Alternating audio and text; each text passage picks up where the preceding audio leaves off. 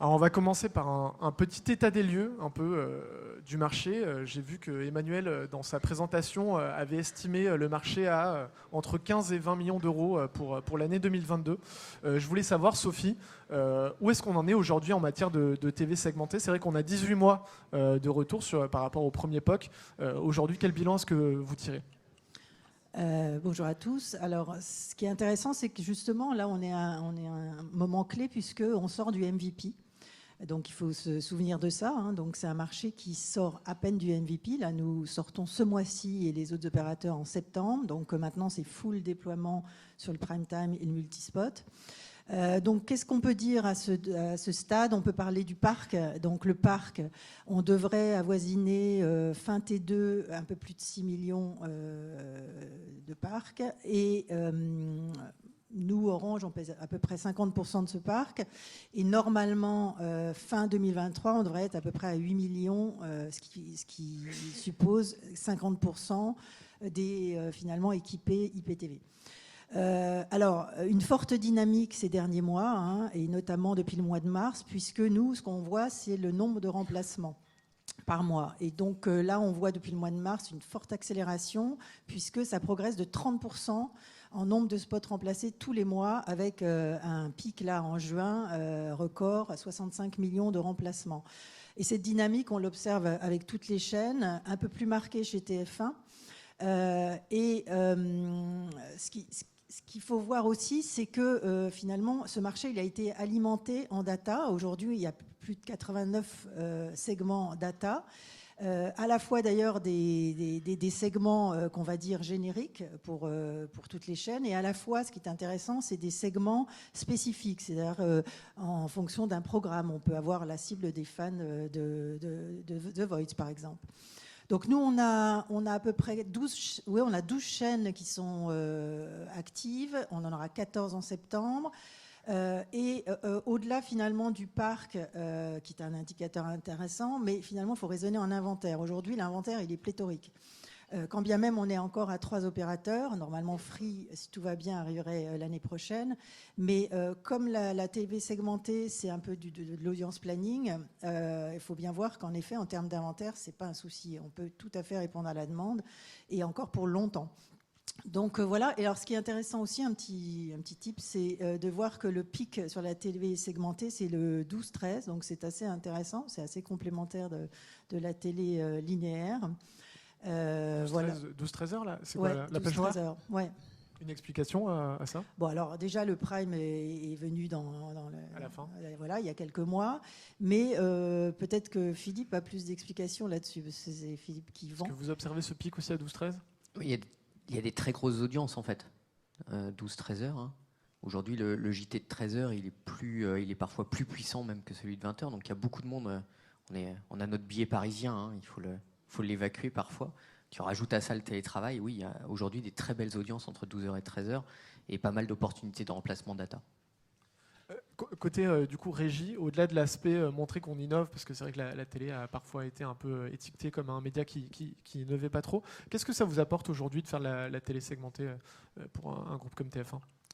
Déjà, pour rebondir sur ce que disait Sophie, je pense qu'on est sorti de cette phase de télé-segmentée égale innovation, au sens où maintenant on est, je pense, déjà dans une première phase d'industrialisation. Voilà, nous je regardais, on va faire ce mois-ci 40 millions de remplacements de spots. Ça y est, on est j'allais dire, sorti de l'innovation vitrine pour rentrer dans une première phase industrielle. Voilà, innovation vitrine, on fait 3-4 campagnes, autant de communiqués de presse, plus de communiqués de presse que de campagne. Voilà, là, on n'est plus là-dedans. 40 millions de spots, ça représenterait quel pourcentage par rapport au nombre de spots que vous diffusez? Vous regardez ce KPI ou pas? Alors, pas encore, mais il va falloir qu'on s'y mette. Pas encore. Comme je disais, c'est première phase d'industrialisation. Alors nous, ce que ça nous apporte, on va dire, il y a deux grands bénéfices. Il y a les bénéfices pour des petits annonceurs et annonceurs locaux, c'est l'accès aux médias télé. Alors Emmanuel l'a très bien dit, la télé, c'est pas cher, mais les tickets d'entrée, en revanche, sont élevés, parce que la puissance est considérable. Grâce à la télé segmentée, c'est toute une galaxie d'annonceurs qui aujourd'hui peuvent rentrer en télé. On l'a regardé sur les derniers mois, le télé-segmenté, c'est notre première offre de recrutement de nouveaux annonceurs. Donc aujourd'hui, ils viennent chez nous, ces nouveaux annonceurs locaux, régionaux, ils arrivent par la télé-segmentée. Est-ce qu'ils passent après sur le non adressé ou non? Ça reste quand même deux choses vraiment différentes. Je pense qu'on verra des stratégies de ce type-là. On verra, alors il faut avoir le périmètre national pour, mais je pense qu'on verra des annonceurs qui bougeront petit à petit d'offres. Ça, c'est plutôt pour nos annonceurs locaux, régionaux. Il y a des très grands annonceurs régionaux. Hein. Attention, local ne veut pas dire forcément PME du coin. Hein. Match, Cora, c'est très gros et ça reste des annonceurs qui n'ont pas une présence nationale. Le deuxième levier, là ça rejoint aussi plus la présentation d'Emmanuel, ce sont les grands annonceurs qui petit à petit, Xavier en parlera mieux que nous, mais ont intégré la télé segmentée dans leur levier de média planning pour aller chercher des petits consommateurs télé, pour aller chercher des zones de chalandise. Je peux utiliser de la géoloc dans une vision zone de chalandise, même si je suis un très grand annonceur. Donc, ou aller chercher des ciblages de niche, des hauts revenus, de l'adressabilité. C'est les use cases que vous observez, du coup, Xavier, effectivement, donc l'annonceur local et le gros annonceur qui fait du complément à sa campagne linéaire non adressée. Oui, on a plusieurs diversités d'annonceurs qui viennent maintenant en télévision segmentée, mais c'est vrai que les annonceurs viennent chercher ce qu'ils ne trouvent pas en télévision linéaire, en télévision segmentée. Donc ça fait passer la télévision d'un spectre mass média vers un spectre de médias affinitaires. Donc effectivement, ça élargit les spectres d'annonceurs qui viennent en télévision, mais également les gros annonceurs trouvent quelque chose en télésegmenté qu'ils n'avaient pas en télévision linéaire ou qu'ils avaient à un prix exubérant. Vous avez un exemple pour illustrer un peu le cas des annonceurs hyper affinitaires. En quoi c'est intéressant de passer du non adressé à la TV segmentée?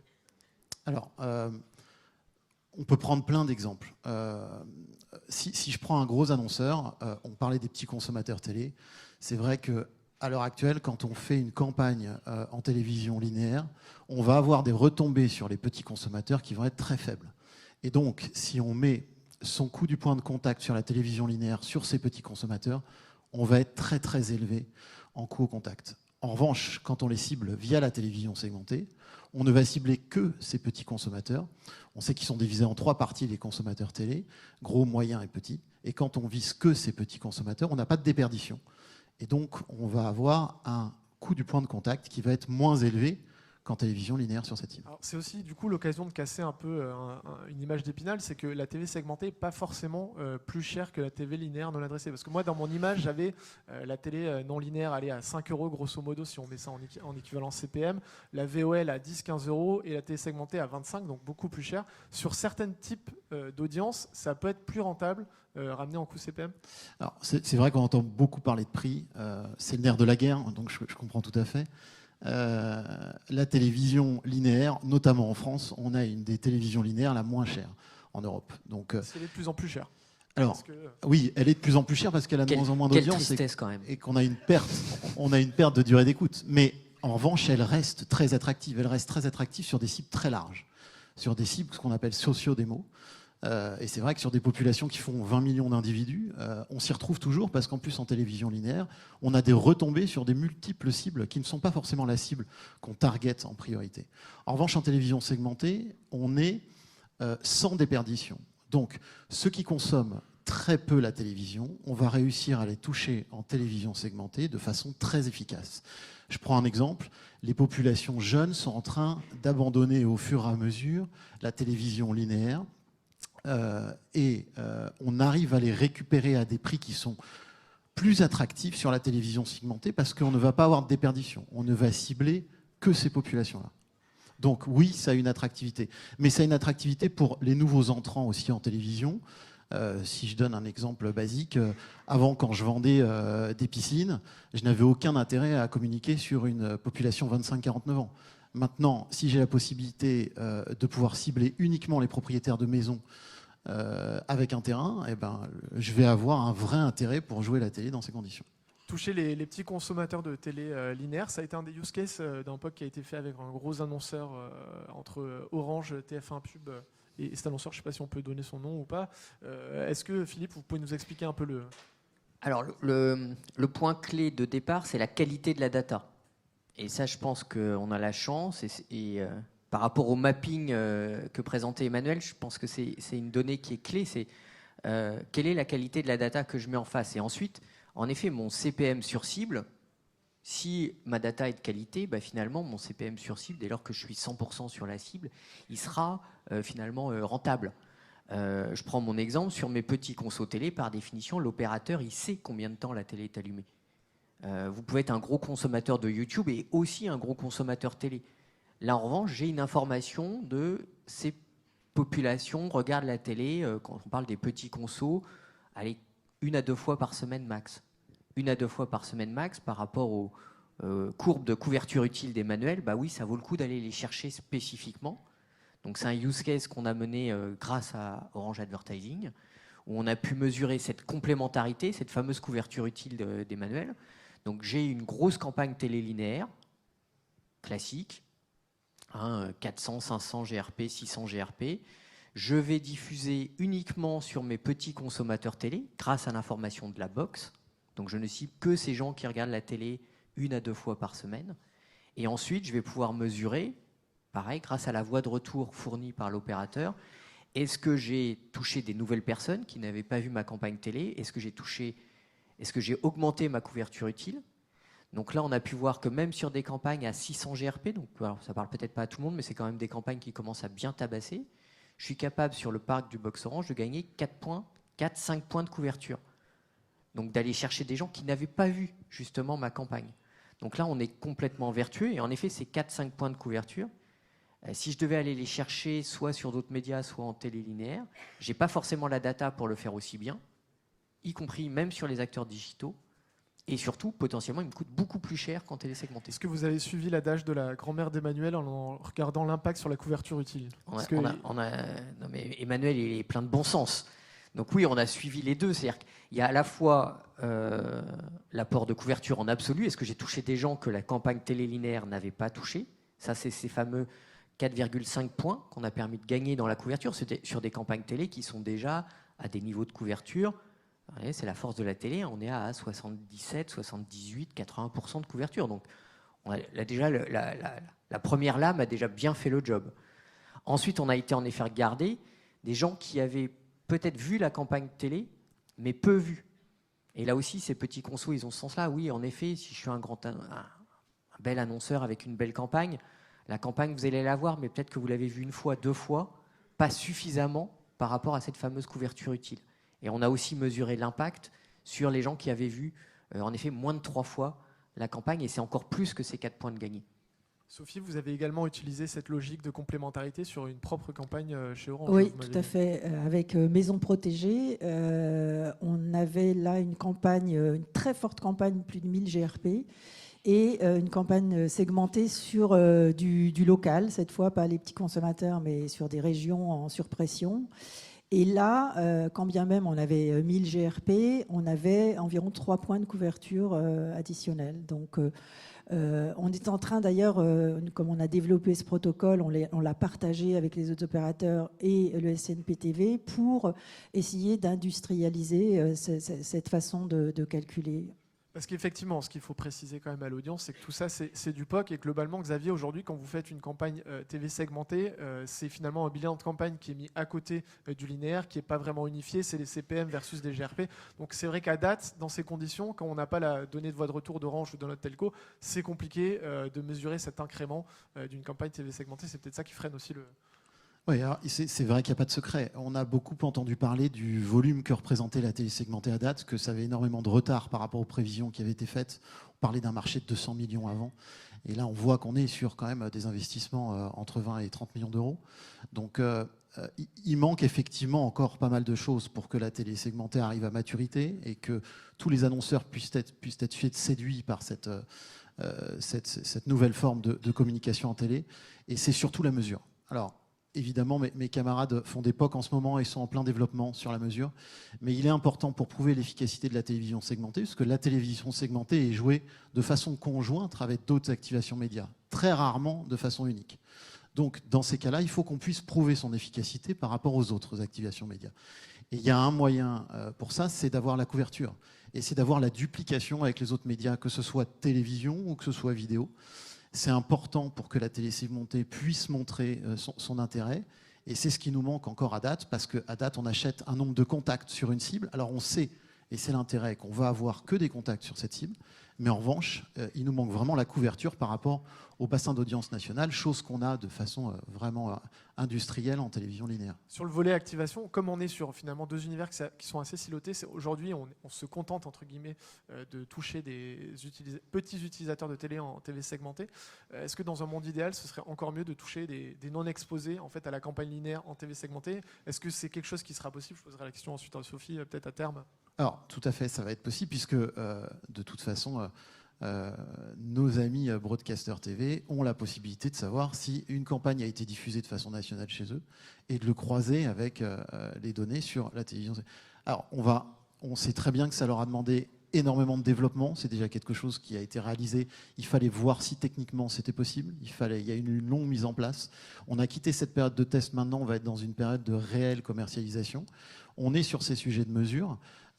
Mais évidemment, il va falloir qu'on voit si la télévision segmentée est une alternative à la télévision linéaire ou si elle est complémentaire, et donc être capable de toucher les non contactés sur la télévision linéaire, ou même de compléter ou d'aller toucher une autre cible. C'est cette efficacité qui permettra, au-delà de l'élargissement du spectre d'audience que propose le renouvellement des box et que propose également le fait que toute personne soit optimée, qui prouvera l'efficacité de cette télévision segmentée. Mais en tout cas, l'intérêt des annonceurs est là. On a maintenant un nombre de campagnes qui n'est plus que géolocalisé. Il y a de multiples cibles qui sont utilisées. On a parlé des petits consommateurs. On a aussi les cibles très jeunes. On a aussi de la segmentation par rapport aux typologies de foyer ou aux typologies de communication et de consommation de programmes. On commence à passer sur une utilisation beaucoup plus large des possibilités de ciblage que propose la télévision segmentée. La consommation de programmes, en quoi ça peut être intéressant pour faire de la télé segmentée? Ça peut être intéressant parce que sur des cibles qu'on n'a pas la possibilité de cibler, par exemple, si on a un intérêt à être présent sur, je donne un exemple, des mamans avec des très très jeunes enfants, on va aussi pouvoir utiliser les programmes qui sont consommés pour être sûr de ne pas avoir de déperdition en télévision segmentée. Ça, c'est un exemple, mais il y en a d'autres. On fait du contextuel en télé segmentée, en quelque sorte, pour faire de l'audience planning? On est vraiment dans la précision. Et c'est l'intérêt de la télévision segmentée. Il y a plein d'améliorations à avoir, mais comme on dit, ça ouvre un autre spectre à la télévision. Voilà. Donc essentiellement à date, c'est quand même de la géoloc, la télé segmentée. Sophie, si je ne dis pas de bêtises, c'est quoi dans la roadmap en termes de ciblage, selon vous, les next steps? Alors, je reviens 2 minutes sur la faculté de cibler les non-exposés, puisque Emmanuel, t'en as fait un passage dans ton exposé, t'en as rêvé, donc on l'a fait, effectivement. Et donc on vient de développer une nouvelle fonctionnalité qu'on a appelée Linear Ad Tracking, qui va consister à retourner aux chaînes l'information d'exposition d'un spot linéaire pour donner aux chaînes la faculté de proposer à leurs clients de retargeter en télésegmenté le non-exposé. Donc ça, c'est assez génial. Donc c'est fait aujourd'hui à la maille de la chaîne. Mais en tout cas, là, on est vraiment... C'est ça qui va développer le marché. C'est le ciblage, le nerf de la guerre, cette innovation qu'on peut apporter. Et en matière de ciblage, on a une 4e catégorie qui arrive là tout de suite, c'est l'onboarding. Donc en effet, ça y est, on a l'architecture qui va bien, on est avec le partenaire LiveRamp pour le faire, et donc on va mettre à disposition cette fonctionnalité-là. Donc l'onboarding, c'est l'annonceur qui upload ses données du coup via LiveRamp. Ça peut lui permettre de faire quoi? D'adresser ses clients ou ses prospects. Alors c'est de la data annonceur ou de la data tierce en fait.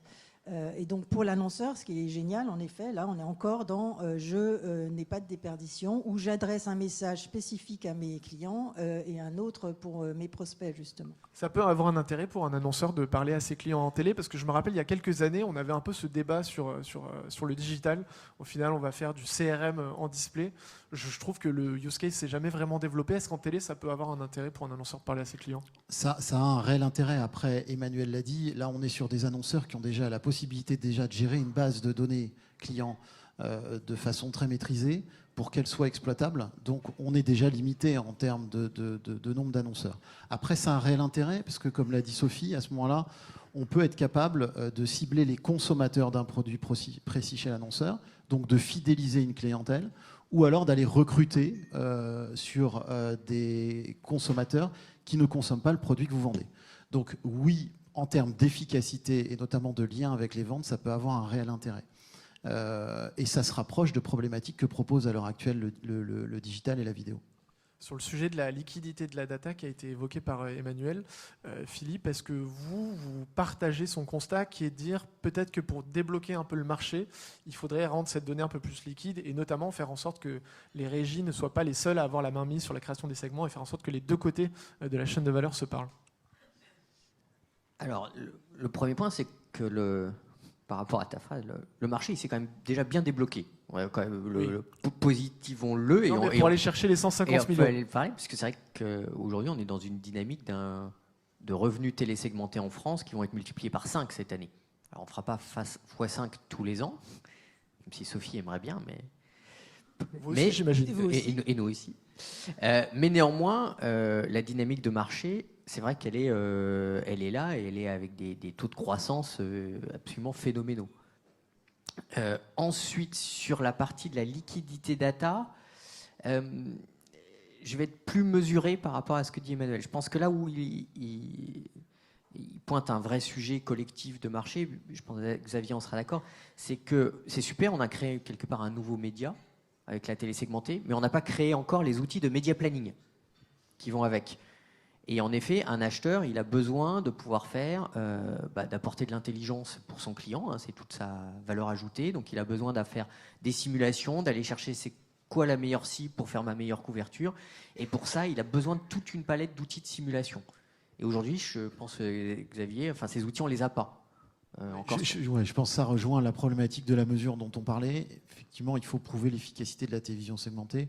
Donc, il faut pouvoir l'acheter comparativement à la télévision linéaire de façon efficace, pouvoir trier les tranches horaires, pouvoir réussir à identifier les programmes qui sont bons et surtout ces données de couverture. Donc une fois, pour moi, la priorité, c'est de monter ces outils de média planning. Un peu comme sur Facebook Ads, où l'annonceur aujourd'hui peut faire des simulations en disant tiens, si j'ai telle cible, combien j'aurai de reach. Exactement, ou sur Popcorn en télé linéaire, au bout du compte, j'ai mon outil qui me permet, si je suis acheteur, d'aller chercher le meilleur plan média pour mon client.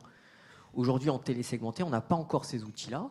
Alors, il faut qu'on les monte. Ça viendrait plutôt de Popcorn qui est sur la linéaire non adressée ou plutôt des DSP qui, à date, gèrent le volet programmatique en TV segmentée? Moi, je pense qu'il faut qu'on aille le chercher partout. Parce qu'on a besoin des DSP sur des activations digitales, parce que c'est des outils qui sont faits pour, et puis on gagne tous en productivité. Hein.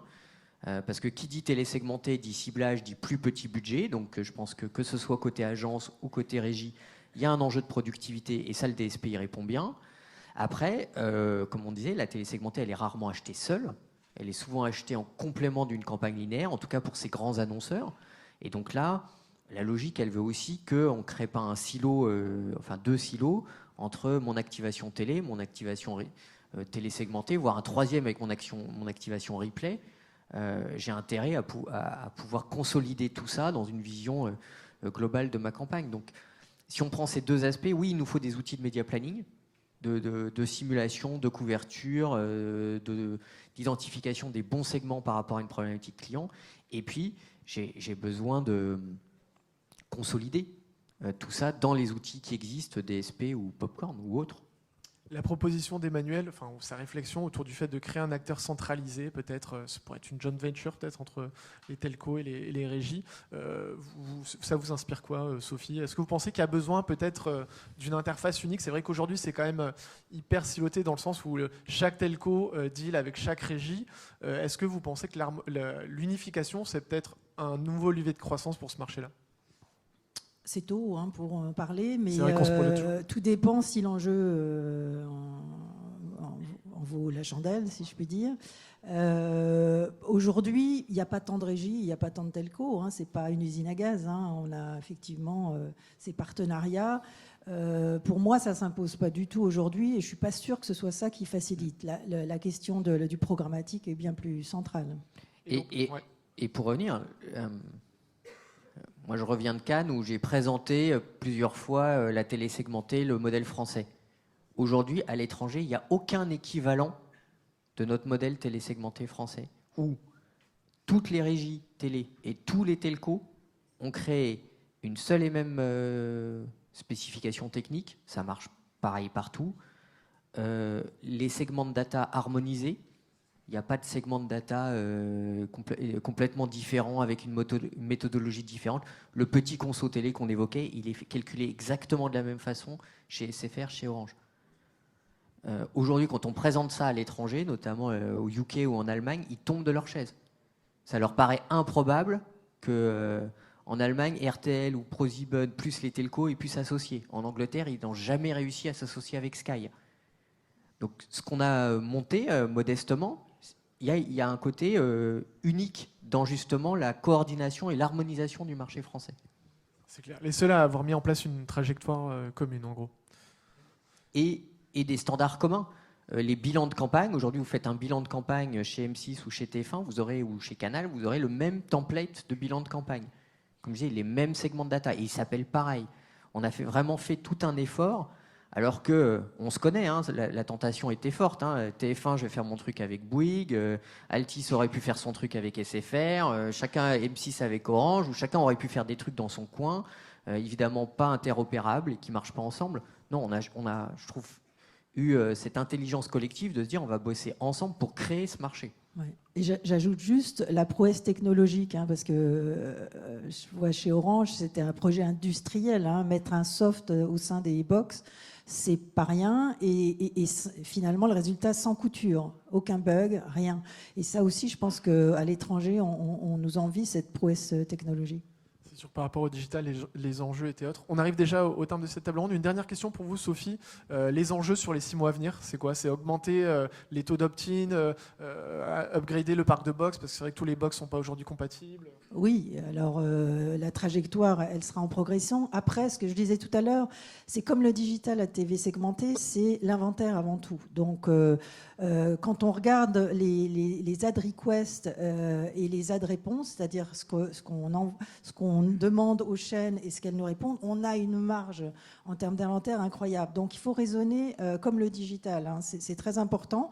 Alors, le parc va progresser et c'est surtout, je pense que le nerf de la guerre, c'est le ciblage. L'innovation en matière de ciblage. Je parlais tout à l'heure du linear ad tracking, c'est un truc de malade. On n'aurait pas imaginé ça. C'est opérationnel déjà. Du coup, ça va l'être. Okay. Et le délai sur le temps de retour pour donner les infos, c'est temps réel, c'est un jour, une semaine? Oui, après l'écran, juste après l'écran. Rapide. Okay. Voilà. Donc nous, on a vraiment mis l'accent depuis le début là-dessus sur répondre au plus vite aux demandes des chaînes, innover avec elles. Et je reviens juste sur la mesure parce que là aussi, nous, on a mis des moyens. Orange est au capital de médiamétrie. On est sur des gros chantiers avec eux. On a créé avec Marketing Scan un produit qui va mesurer l'efficacité sur les ventes. Et puis, on a créé un panel Orange Médiamétrie qui alimente le panel existant de médiamétrie. Et ça pourra faire les bilans de campagne téléadressés demain, la mesure hybride, etc. On va en parler, ça, la prochaine table ronde. Vous nous spoilez un peu là. Merci beaucoup à tous les trois pour votre temps de parole.